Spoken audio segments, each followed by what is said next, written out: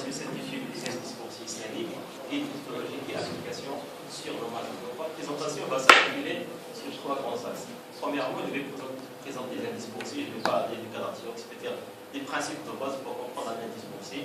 Deuxièmement, je vais parler du filtrage, c'est-à-dire comment on fait le passage d'un benchmark vers un indice sharia compatible. Puis au troisième lieu, je vais essayer de construire un indice boursier à partir du MASI. Donc, vous me permettez, est-ce que, parce qu'on a tout simplement de faire une petite intervention, est-ce que vous n'allez pas faire une redondance, parce qu'il y a déjà dans une thématique sur le sujet, dans un autre laboratoire de l'école, est-ce que finalement vous n'allez pas refaire la même chose? Moi je pose la question et donc vous allez répondre. Allez-y. Donc, un indice boursier, c'est-à-dire d'une manière simpliste, un indice boursier peut être considéré comme un portefeuille comportant la totalité ou bien une partie des titres existants sur une place financière. Donc, c'est un portefeuille représentatif d'un ou de plusieurs facteurs de risque. Un indice sectoriel, par exemple, est représentatif des risques de ce secteur. Cependant, un indice boursier n'est pas exactement synonyme d'un portefeuille. Il y a des différences. Premièrement, la valeur d'un portefeuille est exprimée en unité monétaire, alors que les indices en général sont exprimés en points. Et les valeurs d'un portefeuille de marché, ça va comporter des montants colossaux qui sont à 10, 11 à 10 chiffres. Ce qui n'est pas commode ni pratique. Alors que les indices en général sont exprimés en points 1000, 10 000, ce qui est plus pratique, qui rend la comparaison et calcul plus facile. Mais la différence majeure, c'est qu'un indice boursier, contrairement à un portefeuille, n'est pas impacté par l'ajout ou bien la suppression d'une action de cet indice. C'est-à-dire que si un indice perd à 1800 points, quelle que soit la transaction, que soit l'ajout ou bien la suppression, le lendemain va revenir sur 1800. Donc on va aborder les différentes typologies des indices, c'est-à-dire les indices boursiers. On peut citer les indices pondérés. Dans ce cas-là, chaque titre a la même pondération dans l'indice. Les indices pondérés par le prix, ce sont des indices qui s'appuient sur les moyens arithmétiques des cours des actions. Ce cas-là peut présenter des problèmes si les cours des actions sont très dispersés. Puis il y a des indices qui sont pondérés par la capitalisation boursière, qui sont des indices qui prennent en considération la capitalisation boursière de chaque valeur qui le constitue. Et ainsi, plus le nombre de titres sont importants, plus la valeur est représentée dans l'indice. Et c'est sur cette catégorie qu'on va s'attarder, voir que le MASI est un indice qui est calculé par la pondération, un indice pondéré par la capitalisation boursière. Donc, les indices boursiers, en général, les indices boursiers peuvent exprimer de la manière suivante, c'est la somme des produits des quantités fois des cours sur un diviseur. Ce diviseur n'est rien d'autre que la totale, c'est-à-dire le produit des prix fois les quantités, bien les cours fois les quantités, à temps zéro, c'est-à-dire la capitalisation boursière de base. C'est-à-dire un indice boursier, en quelque sorte, il mesure l'évolution du cours par rapport à une période de base. Donc, on va expliquer la notion du peloton, c'est-à-dire que la plupart des indices boursiers sont des indices pelotons. Cela signifie que le nombre des actions est ajusté afin de ne tenir en compte que les actions qui sont effectivement disponibles aux investisseurs. Et ainsi, les titres qui sont détenus par certaines catégories sont exclus du calcul de l'indice. Pour le MASI et le MADEX, on exclut généralement les actions d'autocontrôle, les participations détenues par l'État, les actions détenues par les fondateurs, les blocs de contrôle, les actions liées par un parti d'actionnaires, les participations jugées comme stables. Un autre élément, un autre concept important, c'est le facteur de plafonnement. C'est-à-dire que plus en plus du peloton, pour certains indices boursiers, la pondération totale d'une société ne peut pas dépasser un certain plafond. Et une fois qu'il est dépassé, il est multiplié par un coefficient d'ajustement. C'est là pour que l'indice ne soit pas impacté par une société elle-même. Donc, passage à la deuxième partie, c'est-à-dire les indices boursiers islamiques, passage du benchmark à l'indice sharia compatible. Dans cette partie, on va parler des différentes techniques de filtrage qui sont pratiquées.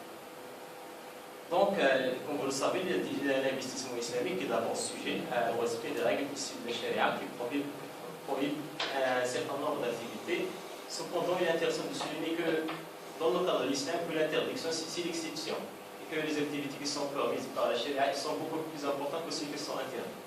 Donc, pour la première étape dans la construction d'un indice, c'est d'abord qualitatif. Dans ce cadre, il est mieux de distinguer entre l'activité principale et celle secondaire.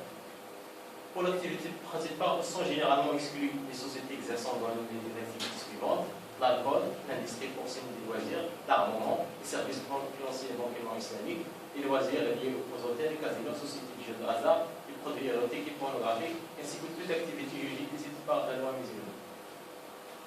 Donc, dans le cas où les sociétés a des revenus exceptionnels provenant des activités illicites, y compris le placement des excédents de trésorerie dans un compte monétaire et des banques conventionnelles, les avis dans ce cas-là sont partagés.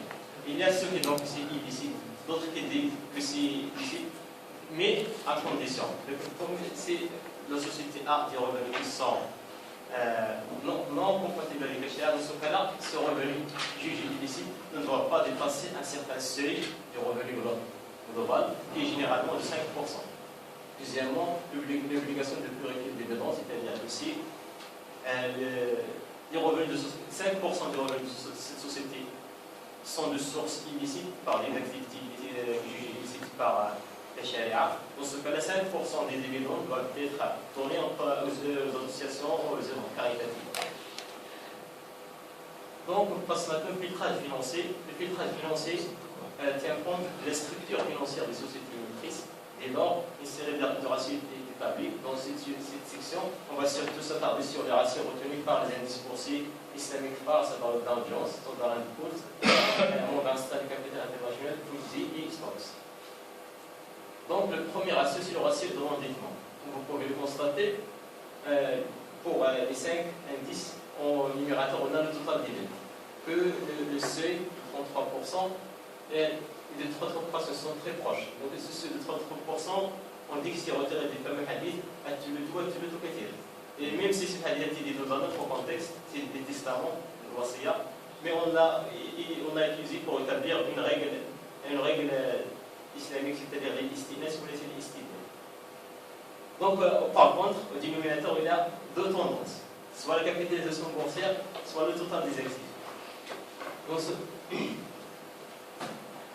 Donc, tendance, c'est-à-dire la capitalisation boursière ou bien le total des actifs. La capitalisation boursière a des avantages, comme il a des inconvénients. Parmi les grandes problématiques qui se heurtent à l'utilisation de la capitalisation boursière, c'est que le cours boursier d'un titre peut traduire un sentiment des investisseurs vis-à-vis du rendement futur, indépendamment de la rentabilité ou bien indépendamment de l'entreprise. Deuxièmement, la conjoncture, qu'elle soit favorable ou défavorable, peut amener à une situation de volatilité dans laquelle le cours boursier d'une entreprise peut connaître de très fortes variations alors que les actifs gérés par la société sont toujours les mêmes. Troisièmement, vu que ce critère ne peut pas être utilisé par des sociétés qui ne sont pas cependant, l'utilisation de capitalisation boursière présente également des avantages. Tout d'abord, c'est qu'il permet un filtrage continu des valeurs cotées. Je reviens plus, c'est-à-dire quand on a la capitalisation boursière, on utilise la capitalisation boursière, on peut faire la révision contre nous. Ça rejoint l'idée. En plus, aussi, le total des actifs n'est pas une mesure appropriée parce qu'il dépend des normes comptables choisies par la société pour l'évaluation de ces actifs. Donc, on passe maintenant au ratio des liquidités. Là encore, le seuil est presque le même. Là, on a deux tendances, c'est-à-dire soit la capitalisation boursière, soit les actifs totales. Le filtre des liquidités génératrices d'intérêt permet d'éliminer les sociétés dont une part très importante d'actifs qui constituent des liquidités et donc les titres des sociétés auraient un sous-jacent qui est quasi monétaire, pouvant entrer dans le champ d'application de la production d'intérêt. Je ne trouve pas le principe de l'adossement à un filtre de l'UNIFA expliqué. On passe maintenant au filtre des créances. Déjà, Community Stocks, je ne vais pas appeler la suite. Là, on a deux tendances, l'actif total ou à la capitalisation boursière. Donc, la divergence dans les seuils de tolérance, là, par contre, on a une divergence. On a 33%, 22%, 50%. Donc, cette divergence est essentiellement due à la volonté de tenir compte des besoins d'exploitation des entreprises. Maintenant, on passe à l'application de ces filtres sur le basique. Donc, on a voulu, par cette étude, on a voulu répondre à deux questions. Est-ce qu'il est possible de doter la valeur de la bourse des valeurs mobilières d'un indice boursier chez la compagnie? C'est-à-dire, est-ce qu'on a pu considérer qu'on aura assez d'entreprises pour parler d'un indice boursier, ou est-ce qu'on va éliminer tout? Deuxièmement, l'indice boursier, s'il existe, est-ce qu'il est unique ou bien dépend des filtres qui sont utilisés? Donc on va commencer par les exclusions, sectorielles. Dans ce cadre-là, on exclut les sociétés d'assurance, les banques, les tailles loisirs, les sociétés de financement. Dans ce cadre, 24 entreprises sont exclues, ce qu'elles représentent 44% de la capitalisation d'IMAZ, qui est exclue par le secteur d'activité. Maintenant, on passe aux sociétés en raison des revenus impurs, c'est-à-dire les sociétés qui ont un revenu d'intérêt, même des produits d'intérêt, qui dépassent les 5% de leurs produits d'exploitation. Dans ce cas, 4 entreprises ont été éliminées, ce qui représente presque 3% de la capitalisation totale du marché. Donc, bilan de ce filtrage extra-financier, c'est-à-dire que 24 entreprises ont été exclues, soit 47% de la capitalisation flottante du marché. On passe maintenant au filtrage financier. Le filtrage financier commence par le niveau d'endettement. Donc l'application des filtres a permis de détecter 3 catégories de sociétés. Les sociétés acceptées dans la composition de l'indice, quel que soit le filtre qui est utilisé. D'autres qui sont exclues, quel que soit le filtre utilisé. Et d'autres sociétés qui peuvent être exclues ou acceptées suivant le filtre utilisé. Donc on a déjà répondu à la deuxième question, c'est-à-dire que la composition de l'indice change suivant le filtre utilisé. Donc, dans ce cas, les sociétés qui sont exclues définitivement, quel que soit le nombre de meubles, soit 12,69% de la capitalisation du marché. Maintenant, pour les filtres de liquidité, c'est le même problème qui sont acceptés, rejetés ou bien acceptés ou rejetés suivant le filtre. Dans ce cadre, il y a une seule société qui a été exclue définitivement, c'est le On passe au filtre des créances. Le filtre des créances a permis d'exclure définitivement 5 entreprises, même pas 0,5% de la capitalisation flottante. Donc, maintenant on passe à la composition de l'indice IMAZI, comme on a baptisé IMAZI. Cette composition varie de 20 jusqu'à 37%. Mais ce qui est intéressant, c'est que le poids dans la capitalisation flottante, il est proche, c'est-à-dire que ces différences dans le nombre de sociétés, ce sont des petites capitalisations boursières qui sont incluses, pas des grandes sociétés. Donc on a tracé l'évolution des marges pour que l'évolution est presque similaire. Donc en conclusion, que l'adoption des filtres différents conduit à des indices systémiques différents, même s'ils sont construits à partir des mêmes niveaux de départ. Les jurisconsultes ont fait de nombreux compromis pour que les indices boursiers puissent systémiques toutefois le jour, que les indices boursiers peuvent être mieux décrits par les indices, évitant des violations explicites et majeures à la charia. Et je vous remercie pour votre attention. Je vous remercie, M. Cafou, pour cette présentation. Bien sûr, donc, je crois que votre thème va dans le même sens, donc ça va susciter un peu une réaction. Donc la première question, et par la suite je donne la parole à M. Finichi et monsieur.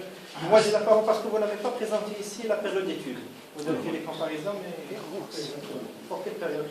L'ancien, dire ça, il n'y a plus de jusqu'à le 6 2013. Mais est-ce que c'est suffisant pour 2 ans de... On a construit un indice, on n'a rien comparé. Il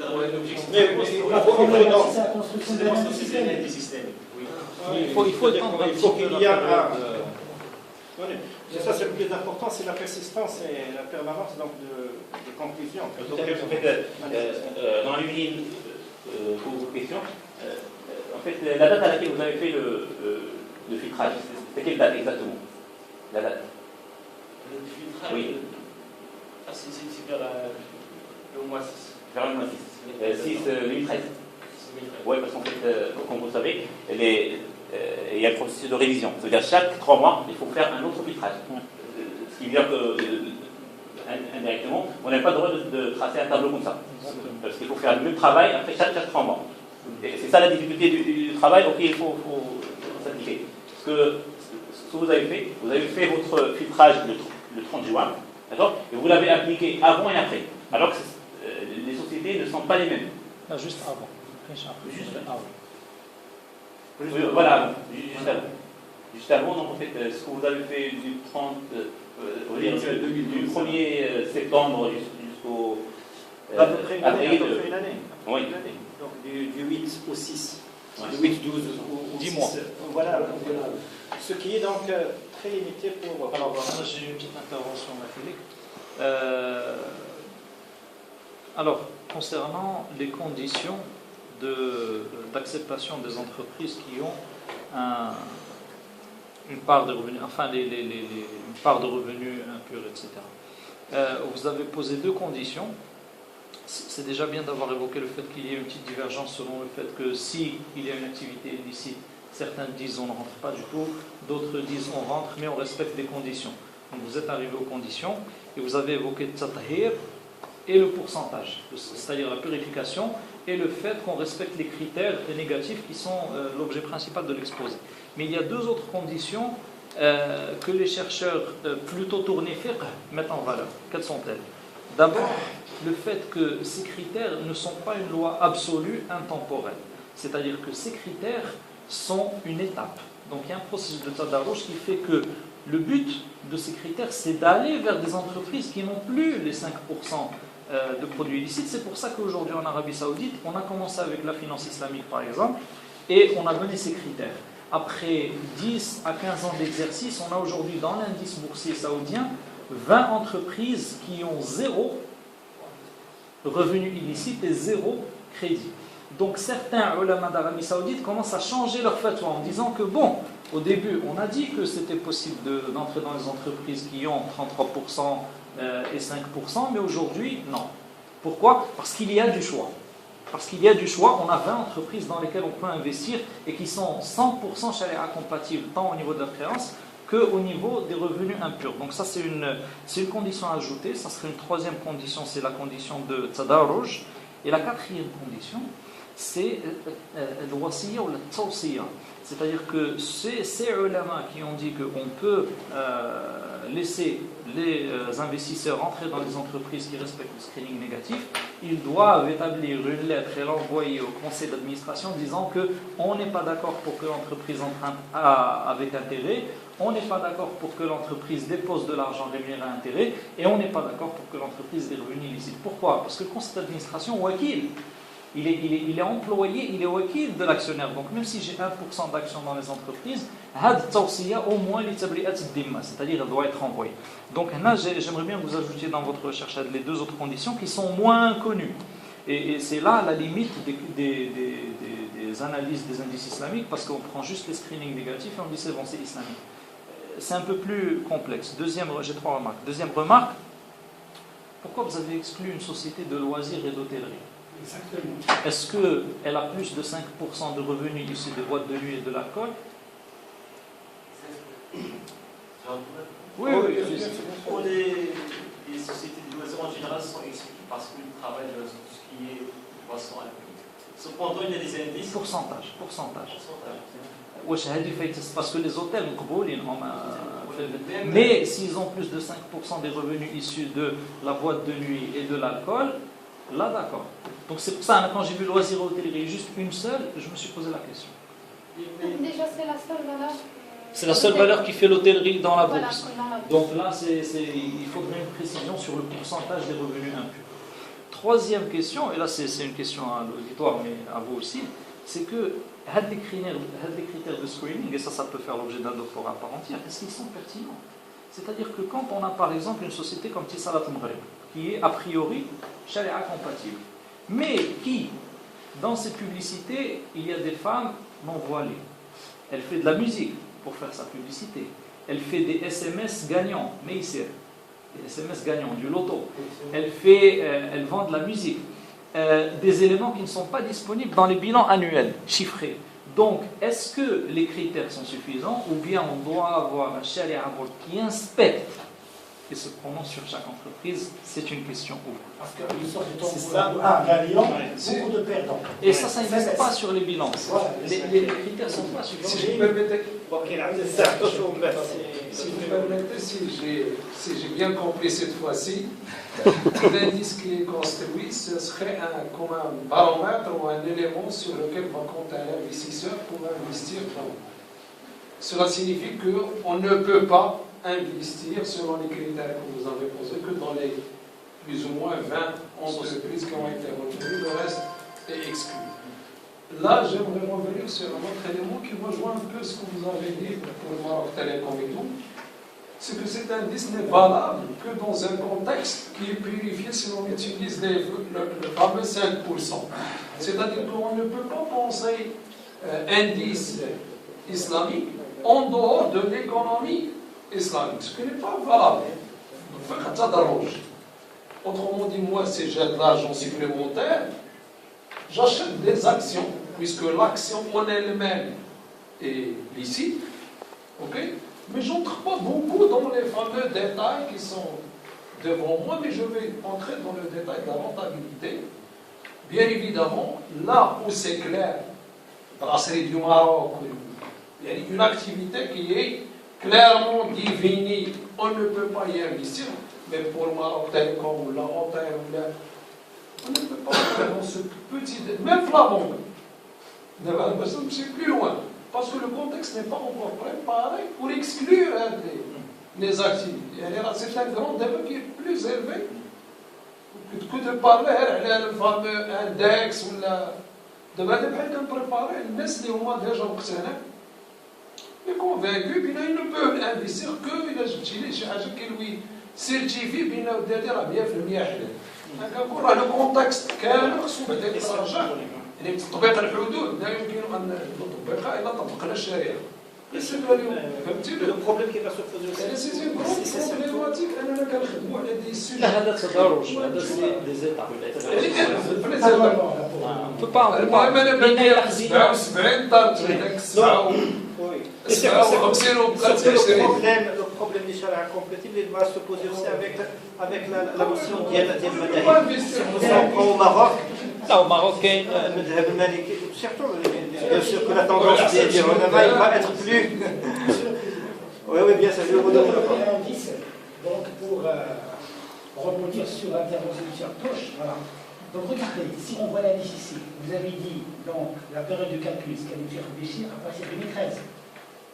2012 jusqu'au 2013. Presque, on va dire une année, Moins d'une année. Donc on voit au indice, on va dire, il est trop volatile, il y a beaucoup de tergiversations, voilà, et il suit tendance à la baisse. Voilà, dans ce cas, on va dire très bien que l'indice est trop risqué, et la question qui est posée, pourquoi il y aura un tel engouement, voilà. Mais non, je vois un indice qui est risqué, donc c'est paradoxal. Donc, je vois ce que la période, je crois, elle est insuffisante pour le dire. Parce qu'il faut qu'on trace un train, par exemple, sur 5 ans ou 6 ans, avec des révisions.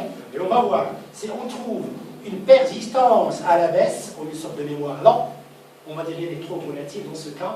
Par conviction, on ne va pas investir dans l'islamique. Mais déjà, s'il y a une tendance, on va dire, baissière et par la suite reprise, là, on peut dire. Jusqu'à même ce que je vois, la représentation de l'indice. là mais c'est une petite période, c'est pas C'est une petite période, et déjà, il faut qu'il y ait un comparatif par rapport à quoi dans ton... Ah oui, il faut un benchmark. J'ai une autre question, voilà la question, pose la question d'hôtel.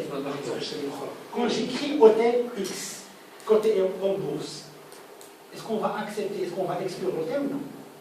Hôtel X. L'hôtel en Malaisie, bon. En Malaisie, bon. si on voit la cote. C'est vrai, tu sais qu'en Malaisie, ils sont allés plus loin. Ils ont dit, l'hôtel, on est gentil, on va faire 20% d'activité illicite parce qu'on encourage le tourisme. Ils ont fait un ijtihad spécifique pour les hôtels. Et ils sont allés très loin. Ce que je vois, l'hôtel... Ils sont un peu flexibles. Je cherche mon interprétation. Quand je vois l'hôtel Riyad Mogadosh avec côté en bourse, je vais l'accepter. Parce qu'il y a des activités illicites. Mais si les yeux fermés. Il va être accepté sur le plan sectoriel. Mais il faut donc aussi Sectoriel. le filtre financier. Il faut un filtre financier, même un filtre charia. On est allé plus loin lorsqu'il a évoqué la publicité, tout ça, on est allé plus loin que l'activité. Par exemple, le nombre de réclamations des clients, l'insatisfaction qualité. Là, plus que ça, avec un exemple de quoi? Avec un exemple je veux juste ajouter un dernier. C'est que. Ok, s'il vous plaît, s'il vous plaît, pour qu'on maîtrise le champ, s'il vous plaît. Juste une dernière remarque, c'est que si on veut parler du screening, on peut aller encore plus loin. Prenons une entreprise qui vend CIL, par exemple. Mais imaginons que dans son chiffre d'affaires, il y ait maintenant 30% de vente de bouteilles d'alcool, d'eau, qui qui ne sont même pas encore produites. On tombe dans la tabi' ma laysa indak. Et ça ne se voit pas du tout au bilan. Donc il faut الناس شركاء في المال والمال والكلام في المال والماء والكلام تبع لماذا نورمالمون كي بيان بيبليك ceux qui ont le droit de vendre c'est un peu l'emballage. C'est-à-dire que les critères sont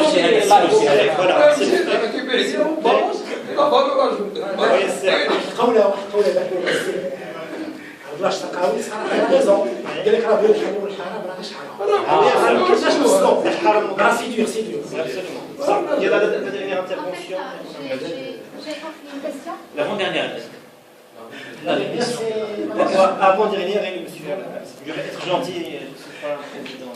Donc c'est pas pour intervenir. Ah ouais. Ok. Là, ma question concerne la méthode de calcul de l'indice islamique. Comment est-ce que vous l'avez calculé? C'est un indice pondéré par la calculation boursière. Oui, effectivement, je sais. Mais normalement, vous allez suivre la même formule qui est adoptée par la Bourse de Casablanca. Donc, vous n'avez pas spécifié comment est-ce que vous avez calculé. Pour entrer dans les détails du calcul, vous faites 2000. Et là, une contrainte temporelle. Dans le dictionnaire, Essentiellement, c'est que vous avez vous aurez les détails de calcul. Ok. On aimerait bien avoir le papier, c'est possible. Allez-y, monsieur. Ça ne donne pas.